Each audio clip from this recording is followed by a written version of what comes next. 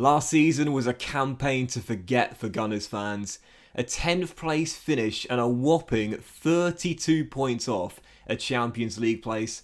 Arsenal failed to qualify for any European competition whatsoever, and there was domestic failure in the cups as well. An embarrassing 4th round replay exit to lower league Rotherham at the Emirates Stadium, going out in the Carabao Cup quarter-finals on penalties to Crystal Palace. And whilst in the Champions League they managed to make it through their group as runners-up to Paris Saint-Germain, they were knocked out in the very first knockout round by Atletico Madrid by 4-2. It's safe to say it was in a season the Arsenal fans were dreaming of. Mikel Arteta hasn't really lived up to the hype he had when he first took over. And therefore, in the summer, the Arsenal board decided it was time for a change. They put out a vacancy. They had the manager job available for someone to come in and take over at the Emirates Stadium. And after seeing what we'd done with Burnley in just 3 seasons, transitioning them from a bottom half Premier League side to a consistent top 10 team, back-to-back seasons where we qualified for the Europa League, last year finishing in the top 6 and also winning an FA Cup and reaching the final, two of the last 3 years, the Arsenal board thought it was time to put an end to the Mikel Arteta experiment and go with yours truly as their new Arsenal manager. What's going on, guys, and welcome back to another episode of the Realistic Career Mode. It's episode number 38. It's a brand new season. It's the 4th season of The Save, and for the first time in a long time in one of my CM projects, we have moved teams. We've gone from Turf Moor to the Emirates Stadium, and we have taken over as Arsenal manager for the 4th season of the Realistic CM. I have to say, I think it was the right thing to do as well. Now, as I mentioned before, the emphasis of this save is all about realism. Burnley becoming a European side, you know, in the future with the progression they could make, possibly with the smart transfers like we made, for example, definitely a possibility. But taking them into the Champions League, I think, would have been one step too far for Burnley in terms of realism. I felt it was the right thing to do for realism, move to a different team, and based on the teams that were available, I felt as though Arsenal would be a really good shout. Ever since the Arsene Wenger era, they've struggled to find a man that they know can take over for the long term at the Emirates Stadium. And I think based on what we've done in such a short space of time, based on the fact they know we can build a British and Irish core, based on our domestic cup success, which Arsenal have done very well at in the past 10 years, I thought it was an ideal fit for us to leap from Burnley to Arsenal. So heading into season 4, as you can see, our transfer budget with our new team is just over £100 million. With wage budget alteration, though, to be fair, you could be looking at like £115 to £120 million with the Gunners. You saw the squad just a moment ago there, the squad we inherited. We have lost 2 players on free transfers. Granit Xhaka has gone to Getafe and Thomas Delaney has gone to Roma, so 2 holding mids there leaving the club. And 1 has arrived as well. Kevin Campbell was signed last season for Arsenal to come into this season. And you see the objectives for Arsenal in the very first season we take over here. No European competition, don't forget, but the board wants us to qualify for the Champions League by finishing in the top 4 and also winning the FA Cup. They want someone that's got domestic cup success and a proven track record in that competition, and that is something we have got, as you know, after reaching the cup final the first 2 seasons, last year semi-finals, really, let's be honest here, should have reached the final had I not totally choked it, and of course winning it 2 years ago as well. You can see why the Arsenal board made me their number 1 target to take over from Mikel Arteta. So once again, I'll run you through the squad with Arsenal. Now, it's quite a thin squad. There's 33 members. It's not the thickest of teams. You'll also notice as well, there's a ton of players, their contracts come the end of the year, so there will need to be a lot of transition in the very, very first season with this Arsenal side. There are quite a few players that are in their 30s that will be looking to shift on. You've got Willian and Angel Di Maria, who are both retiring at the end of the season. Gerard Piqué is the captain of Arsenal at this stage in the game. Will be looking to shift the Spaniard on, no doubt about that. And count the amount of players again with their contract come the end of the year. 1, 2, 3, 4, 5, 6, 7, 8, 9, 10. I think 13 is the actual number of players that have their contract come the end of the year, possibly a couple more than that. But yeah, loads of players, their deals that come the end of the year. Of course, a few of those will be extending, but a lot of them will be going, including these guys: Gerard Piqué, the captain, Cedric, Kolasinac, Mari, Jordan Amavi, Runnison, and also one of the other goalkeepers that are here as well. So this Arsenal team is going to need a major rebuild. I discussed them last season. They struggled mightily in the Premier League. I don't know what their identity is at this point in the game right now.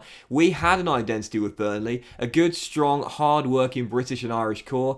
That's what the Arsenal board want us to do with their team. So straight off the bat, we said to the captain, Gerard Piqué, look, it's been an interesting time having you here in North London, but it's time for you to move on and go elsewhere. We sold him to RB Leipzig for £6 million, and whilst we did accept a bid for Cedric, you'll see this one was turned down.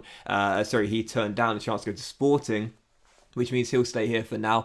We did accept a bid here for Jordan Amavi, the French left-back, of course, once of Aston Villa. Went back, came to Arsenal, and we sold him to Wolves for £14 million. So, yeah, there's going to be a massive clear out of Arsenal. Yes, we've got a big budget, well over £100 million, but with all the players in their late 20s and in their 30s as well, we want to make this side a little bit younger, and we also want to make it better for the future.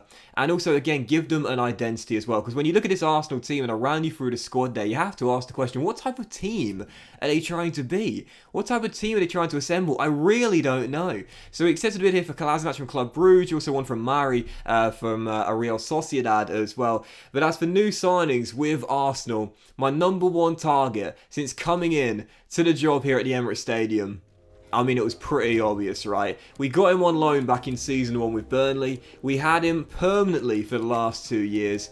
Ever present, first name on the team sheet, delivered in some of the biggest games we had with Burnley. Rhys Nelson jumped up to 87 overall in the summer, 23 years old, now valued at 82.5 million. And whilst there unfortunately was a buyback clause we negotiated back in Season 2, let's just say, because obviously in the game it's not true, it's not included, it's just something we made up. Let's just say the buyback clause expired last January or something. Maybe in the January transfer window, Arsenal could have negotiated a £50 million buyback clause, but after that it expired. So we had to spend way more than the £50 million buyback clause. £95 million was what we needed to negotiate with Burnley, plus a big sell-on clause, and Cedric as well. I quite like that as well. Cedric going to Burnley, like loads of Premier League experience, lots and lots of experience, and going to Burnley at Turf Moor as a little bit of a leader there in his 30s now. As the Burnley side we assembled was a bit too young, if you will. But yeah, that was the bid, 95 million plus the big sell-on clause and Cedric as well to bring Reese Nelson back to the Emirates Stadium.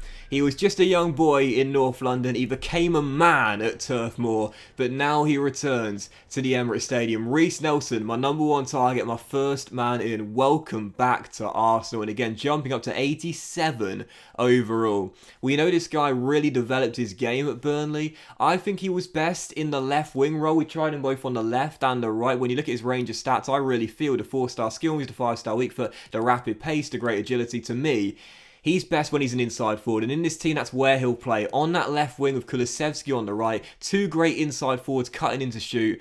Really happy to bring Reese Nelson back. Crazy big inflated transfer fee, but unfortunately, what we had to do to pay for the great young 23-year-old. So Reese Nelson returns, and with £50 million still remaining in the budget after the signing of Nelson, I decided to bring in a new centre-back. Obviously, we just sold Gerard Piqué, the captain, and also, as you know, Mari is probably going to leave and go back to Spain and enjoy Real Sociedad. Again, the Arsenal board wanted me to assemble a British and Irish core like we did with Burnley, so I thought, why not for a new centre-half? Ben Godfrey, formerly of Norwich, left the Canaries to join the Toffees. He's done well at Everton, developed his game really nicely under Carlo Ancelotti, but we're going to take him this summer, £32.5 million plus a minor sell-on clause here, and Ben Godfrey, despite asking for a wage cut, does get a wage increase, of course, for realism. 80 grand a week, 5-year deal, and he becomes our second signing as part of the new Arsenal rebuild here in North London. Really, really pleased with us as well. You know, Godfrey's only 6 foot, so he's not, I say only 6 foot, he's 6 foot, so he's not the tallest of centre-halves, but he's very comfortable on the ball, very decent when passing out from the back, and at 25 years old, 81 overall, we've got him for his prime,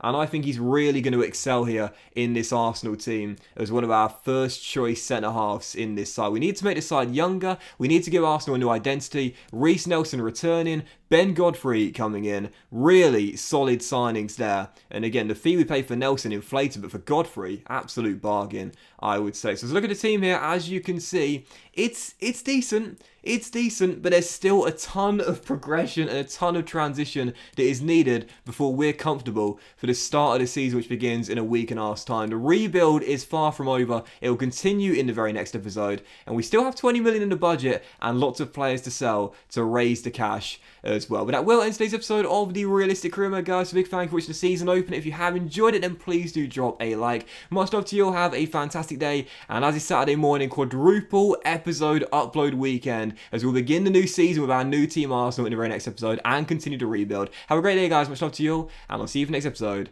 very soon.